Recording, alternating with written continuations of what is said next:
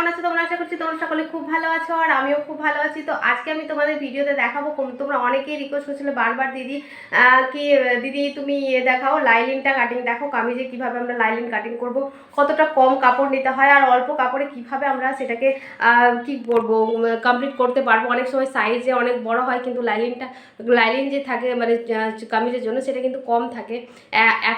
আমি নিয়ে আসি 1 মিটার 20 সেন্টিমিটার, তো 120 সেন্টিমিটার আমরা কাপড় নিয়ে আসি, সেখানে কিন্তু আমি সব সাইজের জন্য করে ফেলি।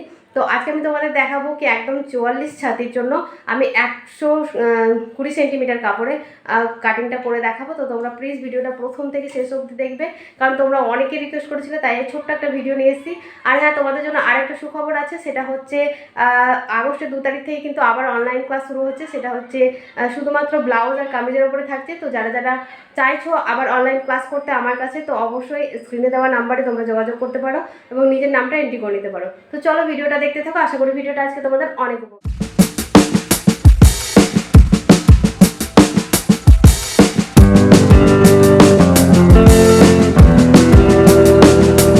পিকে ফ্যাশন।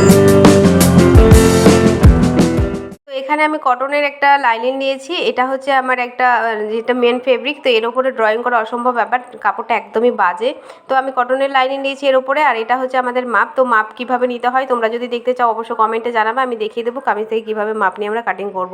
তো এখানে 120 সেন্টিমিটার আমি একটা লাইনিংয়ের কাপড় নিয়েছি। আমি কামিজের ক্ষেত্রে কিন্তু 120 সেন্টিমিটার নিই, আর ব্লাউজের যদি আমি ফুল হাতা করি বা মানে গ্লাস হাতা করি তাহলে কিন্তু আমি 1 মিটার নিই। তো এখানে আমি কটনের লাইনিংটাকে নিয়ে নিয়েছি আর এইভাবে 4 ভাঁজ করে নিলাম আর বন্ধ দিক নিজের দিকে রাখলাম। ঠিক সেম একই রকমভাবে আমরা কি করব বলো, দেখো এদিকে আমি তোমাদেরকে আগে দেখিয়ে দিই কি আমাদের যে লম্বা হবে তার থেকে 6 ইঞ্চি মতন আমরা কম কিন্তু নিই।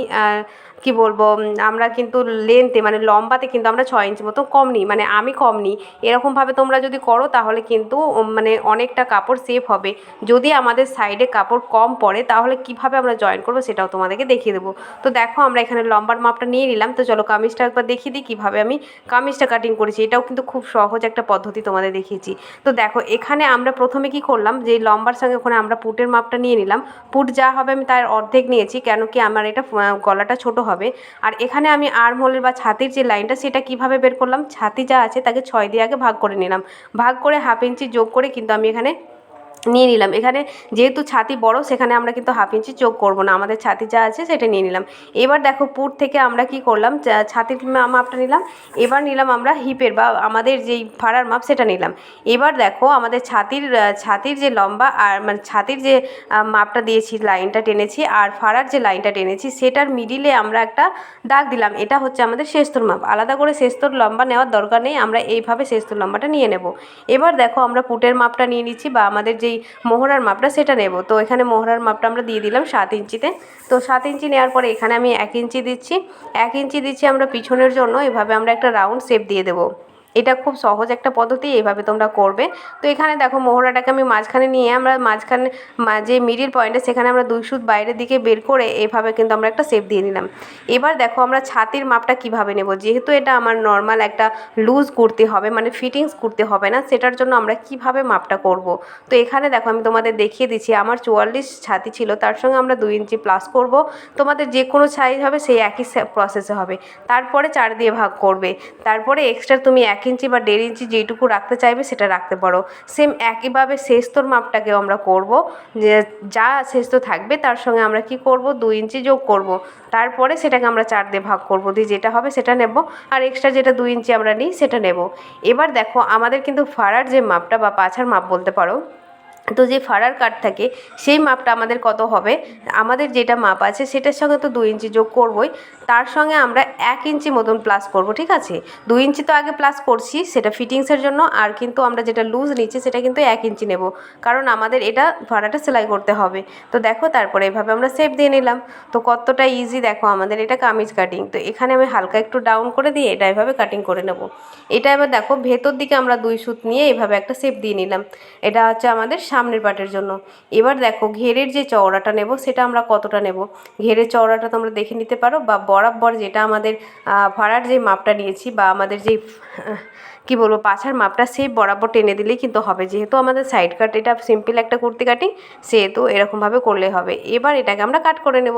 তাহলে দেখো লাইলিন কাট হয়ে গেল। এবার যদি আমাদের সাইডে কাপড়ের না হয় তখন আমরা কি করব, মাথার ওপর থেকে যেটা আমাদের এক্সট্রা কাপড় বাঁচলো সেটাকে এভাবে 4 ভাঁজ করে বসিয়ে দিয়ে তারপরে আমরা এটাকে জয়েন করে নেব। জয়েন করে নিয়ে তাহলে আমাদের সাইডে কিন্তু কাপড় অনেকটা বেঁচে যাবে।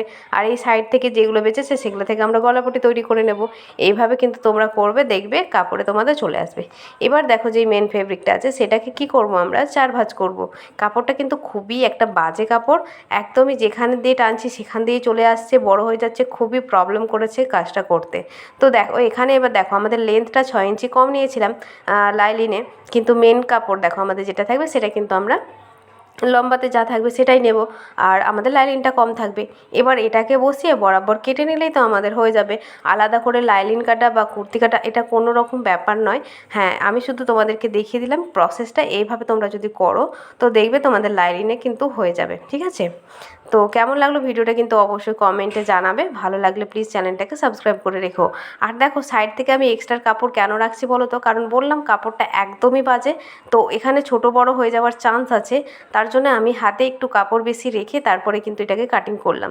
এটাকে ভালোভাবে চারিদিকে পিন মেরে তারপরে আমি যে বরাবর পুরোটাকে সেলাই করে নেব, তারপরে এটাকে স্টিচ করতে হবে। না হলে কিন্তু এই কাপড়ে অসম্ভব সেলাই করা। তারপরে আমরা গলার ড্রয়িংটা করে গলাটা কেটে নেব। আর বাকি থাকছে আমাদের হাতা।